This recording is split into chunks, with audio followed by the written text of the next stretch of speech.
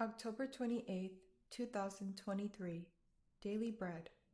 Passage: Jeremiah chapter 11, verse 18 to chapter 12, verse 17. Key verse: chapter 12, verse 5. Title: Jeremiah struggles with persecution. Because the Lord revealed their plot to me, I knew it, for at that time he showed me what they were doing. I had been like a gentle lamb led to the slaughter. I did not realize that they had plotted against me, saying, "Let us destroy the tree and its fruit. Let us cut him off from the land of the living, that his name be remembered no more." But you, Lord Almighty, who judge righteously and test the heart and mind, let me see your vengeance on them, for to you I have committed my cause. Therefore, this is what the Lord says about the people of Anathoth, who are threatening to kill you, saying, "Do not prophesy in the name of the Lord, or you will die by our hands." Therefore, this is what the Lord Almighty says: I will punish them. Their young men will die by the sword, their sons and daughters by famine. Not even a remnant will be left to them, because I will bring disaster on the people of Anathoth in the year of their punishment. You are always righteous, Lord, when I bring a case before you. Yet I would speak with you about your justice. Why does the way of the wicked prosper? Why do all the faithless live at ease? You have planted them, and they have taken root. They grow and bear fruit. You are always on their lips, but far from their hearts. Yet you know me, Lord. You see me and test my thoughts about you. Drag them off like sheep to be butchered. Set them apart for the day of slaughter. How long will the land lie parched, and the grass in every field be withered? Because those who live in it are wicked. The animals and birds have perished. Moreover, the people are saying, "He will not see what happens to us." If you have raced with men on foot, and they have worn you out, how can you compete with horses? If you stumble in safe country, how will you manage in the thickets by the Jordan? Your relatives, members of your own family, even they have betrayed you.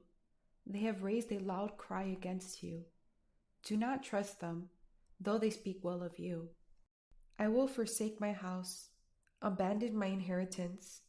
I will give the one I love into the hands of her enemies. My inheritance has become to me like a lion in the forest. She roars at me, therefore I hate her. Has not my inheritance become to me like a speckled bird of prey that other birds of prey surround and attack? Go and gather all the wild beasts, bring them to devour. Many shepherds will ruin my vineyard and trample down my field. They will turn my pleasant field into a desolate wasteland.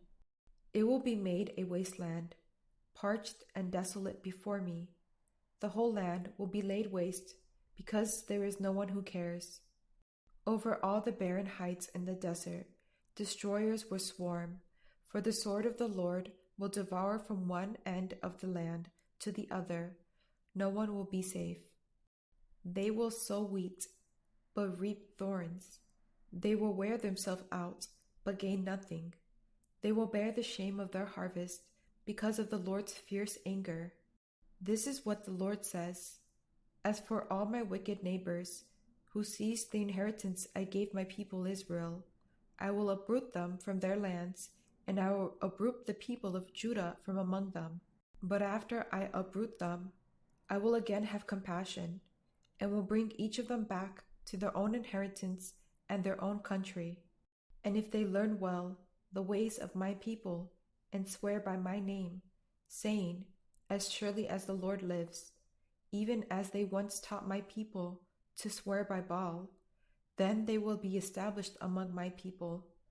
But if any nation does not listen, I will completely uproot and destroy it, declares the Lord. Daily Bread Message. Jeremiah found out that people from the city of Anathoth were planning to kill him, to stop him from prophesying about God's judgment.